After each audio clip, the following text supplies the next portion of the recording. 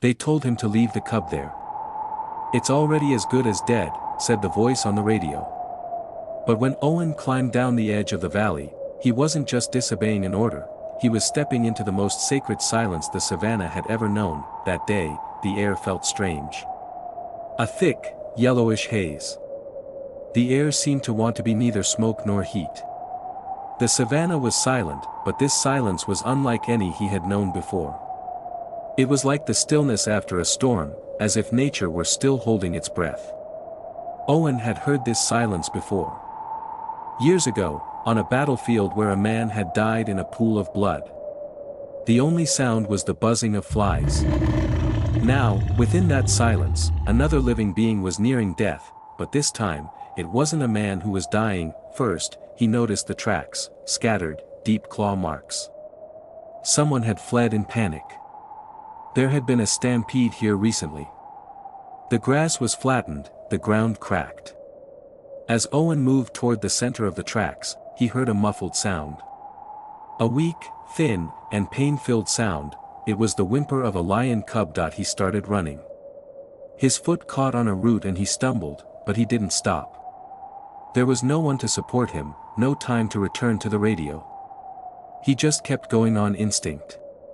The sight that met his eyes pinned him to the spot. There, in the shade of a dried acacia branch, lay a lion cub, only a few weeks old. Dust clung to it, blood had clotted, and its leg was bent at an odd angle. Each breath seemed to cost it dearly.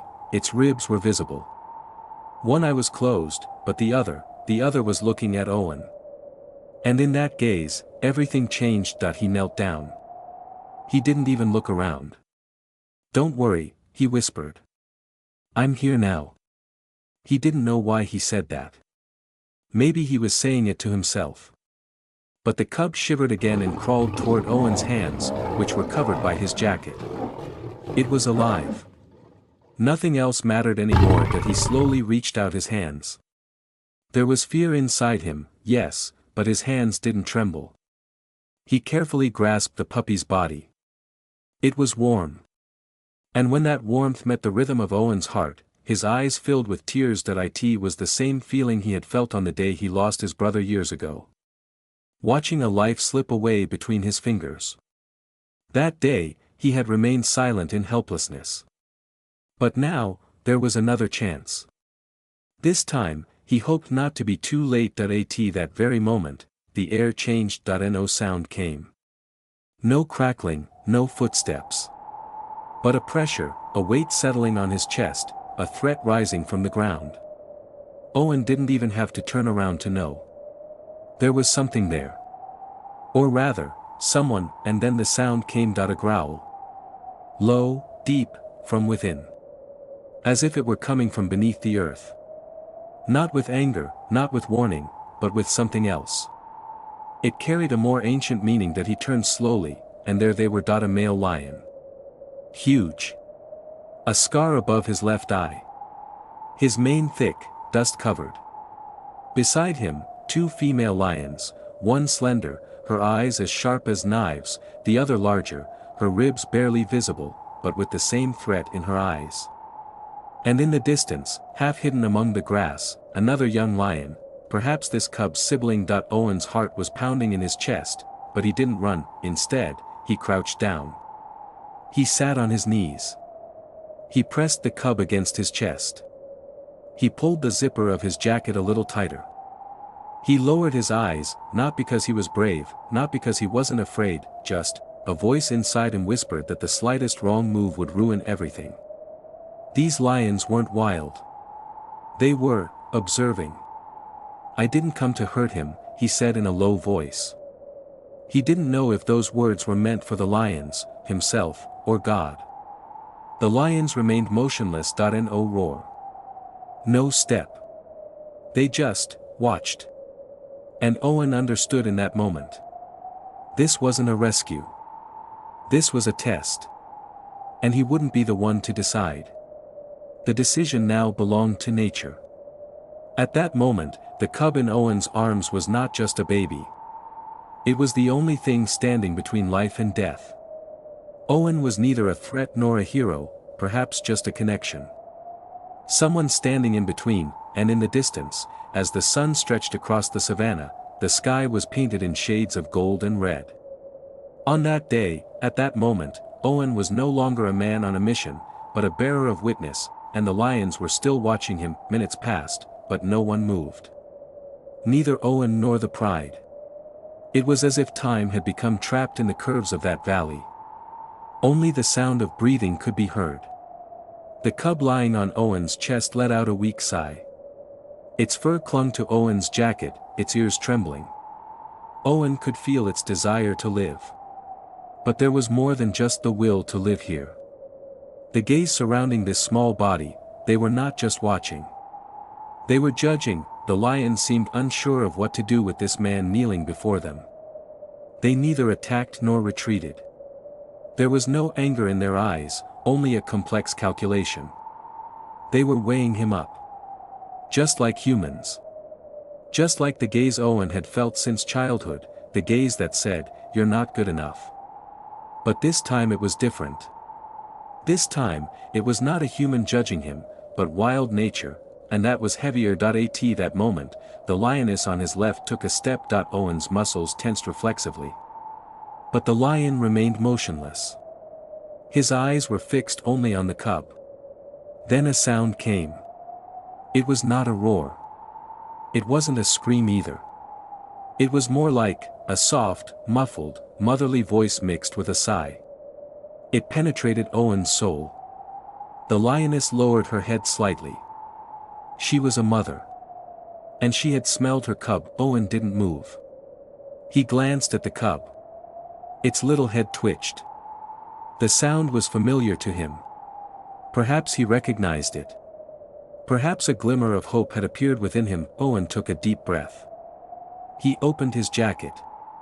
He gently held the trembling body with his fingers and placed it on the ground between them. His heart was racing. Now either everything will end, or a miracle will happen, he said to himself. Silently, lioness approached slowly. Each step echoed in silence. When she reached Owen, she bowed her head and touched the cub. She nudged it gently with her nose. A weak whimper came from cub. A chuffing sound came from the mother. Her breath seemed like 100 years of exhaustion. Then she looked at Owen. This gaze carried no threat. There was no anger, no aggression. But there was a message within it: no one else would have done what you did. At that moment, a big male lion began to descend from the edge of the valley with heavy steps. His approach was silent, but the ground crumbled under his weight. Each step felt like a slap to Owen's chest. Did he think of running away? No. He just watched. The pride's leader passed the mother. He approached not the cub, but Owen, and then something happened. The lion lowered his head. His massive nose touched Owen's shoulder. For an animal to do this, it was unimaginable. Owen's body froze. He didn't even breathe, unsure of what to do. In that moment, he thought, this isn't mercy. This is acceptance. Then the lion stepped back. The lioness came to his side. The cub was now between them. And together, without a word, without a roar, they walked away. They disappeared into the grass. They left only a trail behind, and Owen was still there, sitting on the ground, his hands empty, his heart full. Tears were streaming down his face, but he didn't even notice. Something was missing from his chest. But at the same time, something was complete. This moment he was experiencing couldn't be put into words. Not in reports, not in documents. This was a secret known only to him. The radio crackled again. Owen, respond. What happened there? Are you alive? Owen. He reached for the device but didn't speak. His eyes were still fixed on that spot. He was looking at the grass where the lions had disappeared. I'm alive, he said in a low voice. But I've become something else. He put his hands on his knees. He took a deep breath. Inside his jacket, he felt something that had fallen and stuck there without him noticing. A tiny, soft feather. golden fur. It was from the cub. It trembled on the tip of his finger. And in that moment, he realized, he hadn't just saved it. It was now his story. A story so wild that no one would believe it. But just as real. The next morning, rain fell on the savannah. There was no storm, no wind. Just a gentle, steady rain. As if the earth had understood what had happened, silently mourning. Owen was looking out the window of the camp. He had a cup of tea in his hand but wasn't drinking it. The warmth hadn't even touched his lips. His eyes were fixed on a point on the horizon. Everything that had happened last night kept replaying in his mind. The radio was silent. His teammates hadn't questioned him after seeing what he had gone through. They had left him alone with the cub, that moment, that pride. Because some stories couldn't be told. They could only be carried, but something inside Owen was still unfinished. What had happened wasn't over. In the afternoon, he put a few things in his pocket and headed back to the valley. He felt he had to return. He didn't know why, but a connection, an unfinished silence, was calling him. Savannah was the same as ever. Wet earth, crushed grass, a silent wind, but there was one difference: the scent. Pride's scent was gone. It was as if it had all been just a memory now. But when Owen reached the exact spot where the grave had been, he noticed something. There, on the ground, carefully placed, was something small. Pure white. A bone fragment. Clean, alone. As if left there by the lions. It was a message. Perhaps a thank you. Perhaps a farewell. Perhaps a sign of trust. Owen knelt down. He grasped the bone in his hand, as if it were a sacred relic. Then a voice came from behind him. Or rather, a feeling. A sense of presence that made his hair stand on end. He turned around. And there it was, the big male lion. The leader who had rested his head on his shoulder yesterday. His eye was wounded, but his gaze was steady. The cub was beside him. Still limping slightly, but now with his mother by his side. And behind him, another cub. But this time lying down. Motionless. Owen's heart immediately nodded. The lions remembered the cub he had saved. They trusted him. And now, they wanted something else from him, help, but it was too late. When he saw that small body, everything fell silent. The cub was dead. Owen approached slowly. The lions watched him but did not move. He knelt beside the dead cub. He placed his hand on it.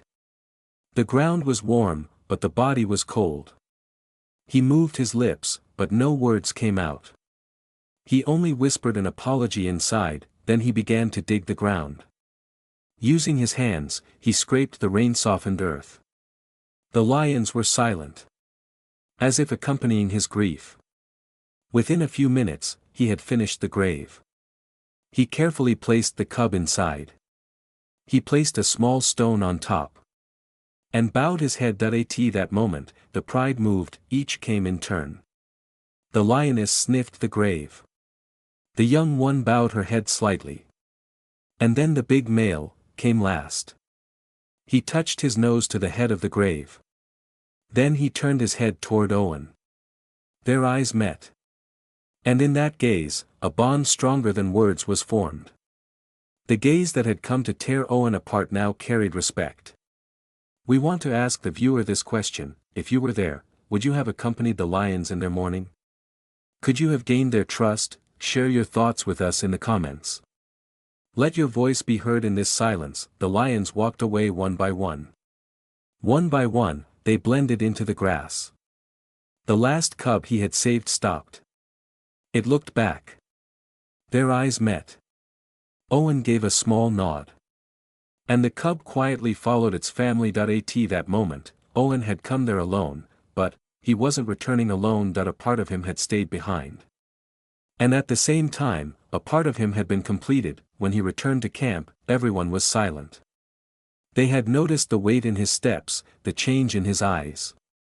They didn't speak. They only nodded in greeting. And he, in turn, showed them only a small bone. The next day, a young ranger left a small box at his door. He opened it. Inside was a wooden carving of a lion cub. Beneath it, a plaque, "Not Forgotten." And Owen smiled for the first time in a long time. As the evening light painted the savannah red, Owen went to the grave. He placed the wooden figure at the head of the grave. He looked back. There was silence. But that silence was no longer loneliness. It had become the sound of trust.